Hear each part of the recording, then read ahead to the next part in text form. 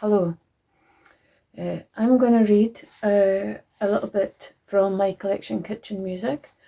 Kitchen music was a phrase that I heard on the radio. It was a World Service programme about Appalachian fiddle music.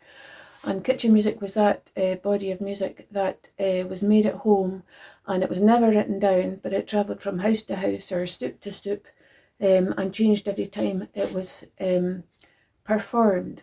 And the whole point of it was that the players would bring to the music something of themselves, and it would reflect the time and place it was made in, and it would never be complete. It was something that changed with every iteration of the tunes. And so also in this collection there's quite a lot of whales. I've written quite a lot about whales and whaling. Whales astonish me. Their lived world is so vastly beyond anything we could ever imagine. The overlap between their world and ours is so frail and I suspect largely conjectural, a product of our own magical thinking, and therefore the true realm of poets, I would say. So I'm going to start with the first poem in the book, which kind of sets the tone, and it grew out of a direction to the singers in John Cage's Litany for the Whale. If you know this piece, the singers continually spell out the word whale, but each time they spell it, it has a different emphasis or a different melody behind it, which makes it a very magical piece. So this is woe as in wound. Woe as in wound, ha as in hunt, ah as in raft, as in fall, as in breach. Woe as in bow, ha as in tump, ah as in slight, as in blink, as in well. Woe as in fluke, ha as in tongue, ah as in ebb, as in oil, as in jaw. Woe as in run, ha as in calf, ah as in eye, as in blow, as in breath. Woe as in sound, ha as in hull, ah as in wash, as in shelve, as in dive. The second poem in the collection comes from a whaling journal I was reading. I've read quite a lot of these now, and one thing that strikes me each time is the custom of referring to the whale as she, like a ship.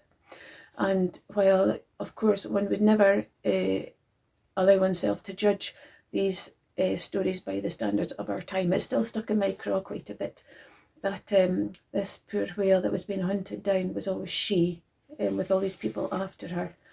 And so to make my peace with this, I isolated all these bits and set them in a series of poems to separate them from the rest of the text so that I could move on, in a sense.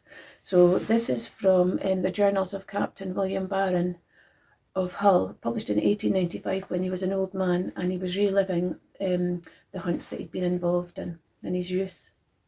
Old whaling days. 1. About 3 in the afternoon we got fast to a large fish. After a flourish she succumbed to us. 2. The sea began to increase with showers of snow as she was hastening toward the outside of the fjord. It was with difficulty they could lash the fins together and tow her to a place of shelter. 3. The whale became furious, rolling over and over near us when she struck the boat, leaving some of her skin on the sheets. The harpooner fired a bomb lance which exploded in a vital part. 4. I saw her under water. She was beautifully distinct, and in slow motion she lightly touched the vessel. The concussion made her tremble.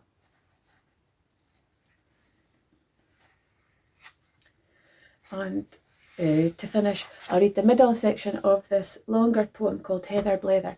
Heather Blather is an imaginary island off Rousey, somewhere in Orkney.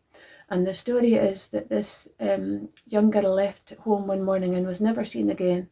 In the tale, I think she goes off with a man. And in real life, though, there's a whole backstory to this that you can imagine. There's an echo of the grief that people would feel when, there was an accident and somebody was lost at sea or fell off a cliff or something. Or they emigrated, and in olden times you would never hear from them again. When they were gone, that was them gone forever. And so this poem is really about the grief that her family, or especially her father, felt when she just left. So this is in the middle section where the father and the brothers arrive at the island of Heather Blather looking for her. Grinding up on a shallow beach as the tide draws back, leaving them stranded, lurching and heaving, sliding over kelps as it lugged the boat onto the turf, falling against its sides, now stretched and sprawling, the coarse grass hollow at their backs, now shading their eyes against the glim as the waves tilt mirrors at them, the sea settling for a while, the sea sliding between rocks, as sweat slicks and cools down their backs, their hands and necks slowly uncurling as the tedium of hours of rowing gradually falls away. Noon, the sun absent, the island tranced in heat. Now sleep creeps over them, rosy blue in the distance, the wind in abeyance, the wind abstracted.